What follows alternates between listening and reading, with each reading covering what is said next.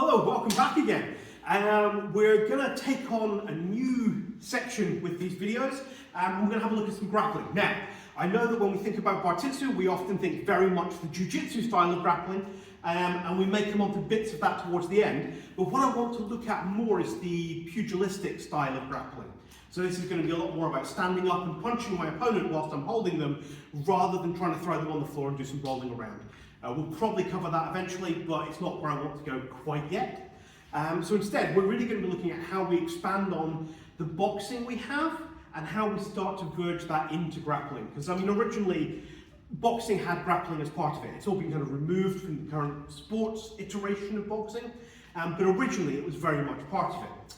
So the first thing we're going to look at on this new series is how I get into grappling. Because there is the worst option of all time. If I have Ian here, who is taller than me, has longer arms.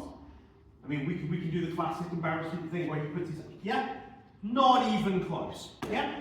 So I have to try and get in, because if I'm only playing at range, as soon as I come even close to being in range, Ian will smack me in the face. So I need some ways to close into grappling, rather than trying to keep this at arm's length boxing, which is not really going to work for me.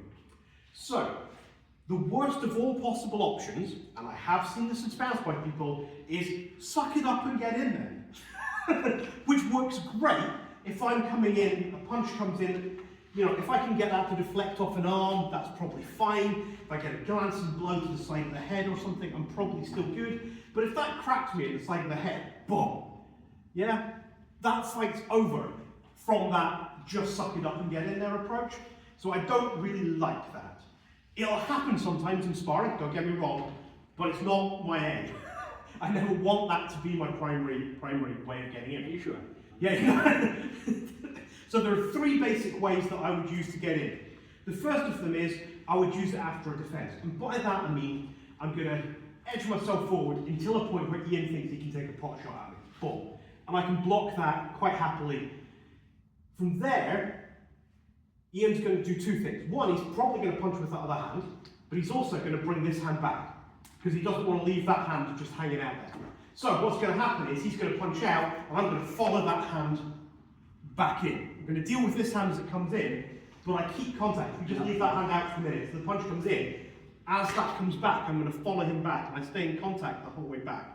It's kind of like a bit sticky hand if you've done any kind of kung fu stuff, which we both have. So from there, I can now get in, and I'm in a grappling range. I'm going to lower the hand so I can speak over the top of it. So I'm now in at a grappling point, so from here, I can then close and start looking to grapple, and I didn't have to suck up a punch on the way. And I can do that either side. If the punch comes in from the other side, I can easily stop that. And again, keeping that sticky hands, following that back in here, is one way that I can get into my grappling range quite nicely. Option number two is I can do it off an attack. So kind of the opposite of that. If I throw out a lead, you ain't going to block that, however he's going to do that. Should throw it range, shouldn't I? Yeah, sorry. Yeah. Now, from here, I would normally now recover and punch with the other side, as we just looked at. But instead, what I'm going to do is punch, and then as I throw my second fist, I'm going to move forward again to actually bring me into range. Yeah? Now, Ian's probably quite happily going to block both of those. But now I'm here. Yeah? And from here, I can start looking at how to control the hand, get in, start looking at different options. We can dance if you want, yeah. Yeah, so again, I can do it other ways. People get very complacent when they see somebody throwing a big right hook, because 90% of self-defense courses teach you to deal with that hook. So I'm going to throw in this hook that he knows how to deal with, because I don't care. I just want his focus on this big shiny object coming at his head. So from here, and I'm in, the second hit taking me in, and I've closed before he's really had a chance to do much else. I'll switch around so you can see that when I'm realising I'm just talking with my back to the camera there. So again, coming in with my big hook, and as soon as that's connected, throwing this hand across for the other shoulder. And Ian kind of finds he has to defend it. He's now stroking his own face. But from here again, I'm in close enough that I can now start looking to get into some kind of grappling. So that's option one and two. Option one, defend and follow in. Option two, attack and follow it in. And the third one is avoid. And these come from kind of the slips and things from, particularly from monitoring. So for example, if a punch is coming out, I'm going to slip that to the side and let the punch go behind me. I'm going to get a stop hit here just to get my distance, but from here I can pivot around very easily, grab my opponent. Equally, I can go the other way as well if I'm so inclined. Boom, here, and then I'm just going to step in and control, and I can move back in quite quickly. Those slips work well. You can start pairing them up. So if I've got a punch coming in this side, I can stop here. Punch comes from the other side. I can weave to the other side and then step through just to start trying to tie them up. So those would be my 3 ways of getting in. And then once I've got in, there's a whole list of things I can do.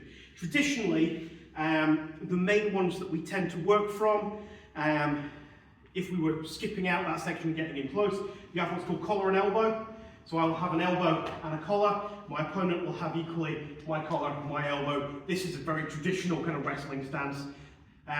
Sliding in further from that, we get the kind of in close, kind of heads next to each other, one that happens quite a bit.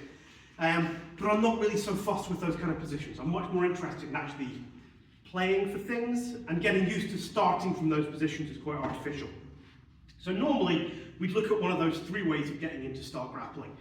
If you want to start from a grappling position, we use the zombie drill.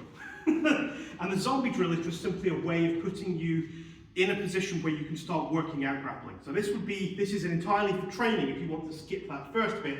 You both stand with your eyes closed and you stick your hands out and you zombie walk together, and however you end up connected in whatever position, this would then be our go position.